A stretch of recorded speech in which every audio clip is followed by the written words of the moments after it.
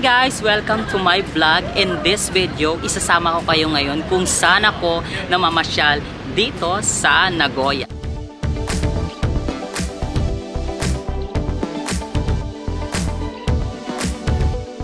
So guys, dito pa lang sa Nagoya Station, napakarami nyo nang pwedeng puntahan or pwedeng libutin. Ayan. So dito, meron din ditong mga luxury brand. Ayan. So nandito na rin lahat. Ayan.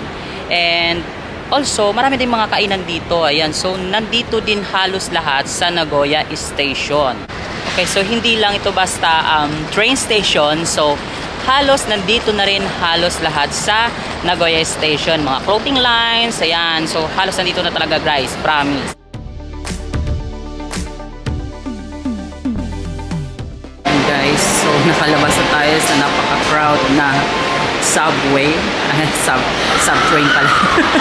Ayan, so nakalabas na ako dyan at umalis na rin. So ngayon lilipat naman ako sa isa kong train. So guys, hindi pa natatapos ang siksikan. So magta-transfer pa tayo na isa pang train papunta naman sa Osocanon kasi doon tayo pupunta. Doon ako madalas talagang pumapasyal. So ngayon lilipat pa tayo uli ng isang sub-train para makarating tayo doon at makikipagsiksikan na naman tayo. And guys, so this time nakakaluwag ng train na. Kaya hindi tayo may stress. Ayan, so nakikita nyo yun. So wala mo siya nakatang. So tayo na.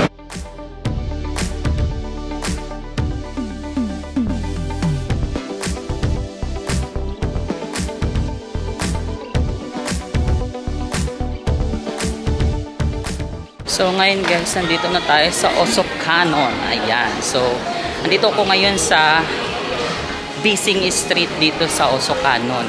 Ayan. So ang daming tao kasi nandito kasi lahat, mga bilihan ng pagkain. Ayan. So nandito na lahat. So ito yung pinaka busy dito sa kanila. Itong street na to. And guys, nandito na tayo. Ayan. So nandito sa likod ko ang Comeo. Ayan. So dito maraming mga recycle shop dito, mga second hand store yan na pwede nyong puntahan during kung gusto nyong magpunta dito sa Osocanon. Ayan. So ang dami-daming mapupuntahan dito, mga kainan, mga bilihan. So nandito na halos lahat sa Osocanon. So syempre may pupuntahan pa tayong isa, yun ay ang Sakae.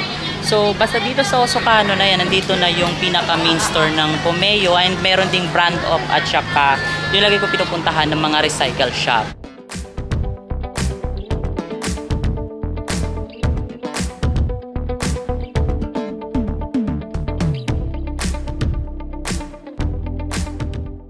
So ngayon guys, naglalakad ako dito sa mas pinaka-busy talaga. Sa mas pinaka-maraming taong street. Ayan. So, ito yung street na kung saan marami talagang taong pupunta dito. And kasi nandito na kasi lahat, mga bilihan. And then, mga kainan. Yan, nandito na lahat. Diyos ko, huwag yan kasi yung mukha ko ngayon kasi haggard ako. Dahil sobrang init talaga guys. Diyos ko. Kasi sobrang init talaga dito ngayon. Ayun, so nandito ako naglalakad kasi hindi magsisilbi yung sasakyan dito dahil ang daming tao talaga dito palagi. So dito sila lagi pumupunta. Ayan, so hindi naubusan talaga ng tao dito sa street at talagang madami talaga sila dito lagi. So hindi ko na kinaya, sobrang init ngayon. So ngayon magbabas tayo papuntang Sakae. Doon naman tayo ngayon pupunta. So doon na rin ako kakain ng tanghalian kasi lagpas na talaga ng tanghalian ngayon at sobrang init talaga as in. So ngayon punta naman tayo ng Sakae. Ayun guys, so nasa bus na ako. Hagag-hagag ng mukha. Ayan, so ngayon nag-bus na ako kasi talaga sobrang init. Diyos ko, talaga kinakain. Parang mula pang aircon yata itong bus. Ayan, so ngayon pupunta na tayo ng Sakae. Nakasakay na ako. At siguro kakain muna ako. Tapos mag-charge na kasi palobat na itong aking camera. Ayan, so ayan, nakita nyo naman ito guys sa bus pa.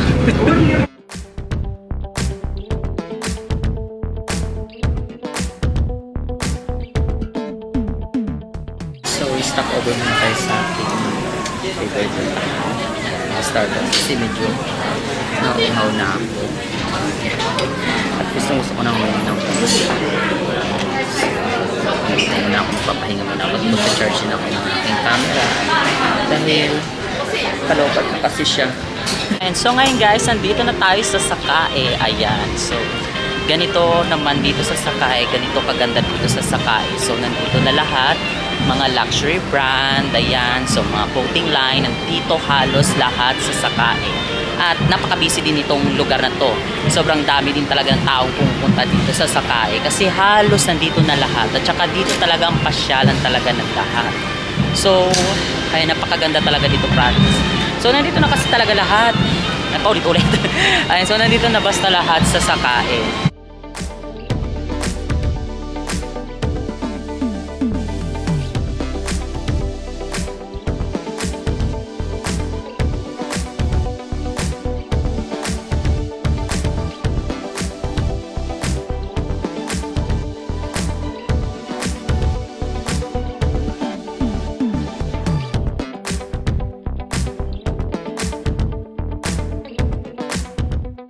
So ngayon guys, papunta naman tayo sa Nagoya Tower. Ayan, so nililipad yung buhok ko. So, ngayon nandito na tayo sa Nagoya Tower. Ayan, so itong Nagoya Tower na to is napakatagal na nito. Ayan, so ang pangalan na yata ngayon yan is Chubu Electric. Yun. Ayan, so yun na yung ito yung tower dito na laging pinupuntahan talaga nila. Parang ano din, parang Tokyo Tower ganyan, at saka para din siya yung katulad sa Paris na Eiffel Tower. Ayan, so napakaganda din dito sa place na to kasi marami ka ring mabibilhan dito, marami ding mga store. Ayan, so nandyan ang Coach, nandyan ang Purla, ayan, so nandyan ang Michael Kors.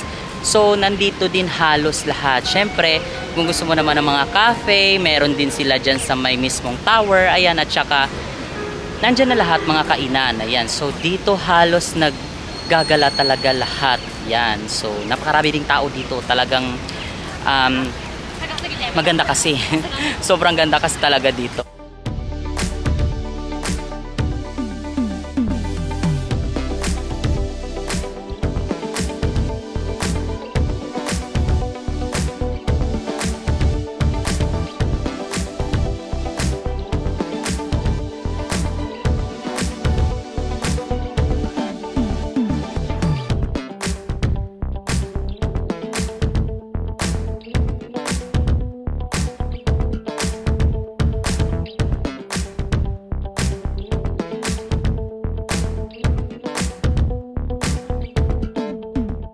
So, nagpahinga muna ang first kasi nakakapagod talaga.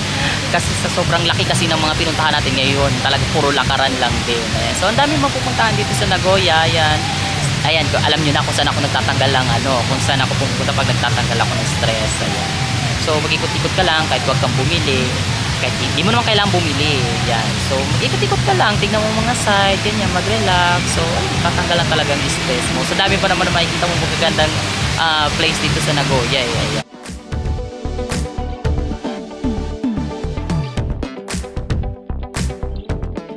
Ayan guys, so nailibot ko na kayo kung saan ako madalas namamasyal dito sa Nagoya sa tuwing, pagka day off ko, ganyan, kung saan ako nagtatanggal ng stress. Ayan, so ito lang lahat yung iniikutan ko dito sa Nagoya.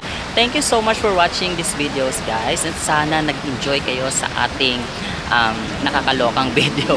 At sa mga hindi pa nakakapag-subscribe sa aking channel, please i-click nyo na ang subscribe button at i-click nyo na rin ang notification bell para ma-update pa kayo sa mga darating ko pang videos kasi meron pa tayong trip to Europe. Ayan, so yun ang abangan nyo talaga dahil matindi pa sa yun.